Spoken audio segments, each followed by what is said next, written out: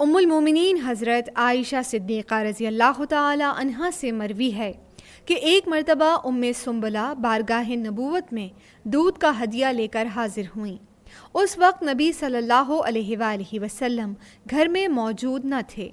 حضرت عائشہ رضی اللہ تعالی عنہا نے ان سے کہہ دیا کہ نبی صلی اللہ علیہ وآلہ وسلم نے دیہاتیوں کا کھانا کھانے سے منع فرمایا ہے۔ اسی اثنا میں نبی صلی اللہ علیہ وآلہ وسلم اور ان کے ہمراہ حضرت ابو بکر رضی اللہ تعالی عنہ بھی آ گئے اور فرمایا، اے ام سنبلہ، یہ تمہارے ساتھ کیا چیز ہے؟ انہوں نے عرض کیا، یا رسول اللہ، دودھ ہے جو میں آپ کے لیے ہدیہ لائی ہوں۔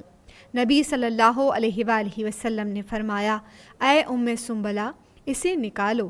انہوں نے نکالا۔ نبی صلی اللہ علیہ وآلہ وسلم نے فرمایا، یہ ابو بکر کو دو۔ چنانچہ انہوں نے ایسا ہی کیا۔ دوسری مرتبہ حضرت عائشہ رضی اللہ تعالی عنہا کے لیے ڈالنے کو کہا۔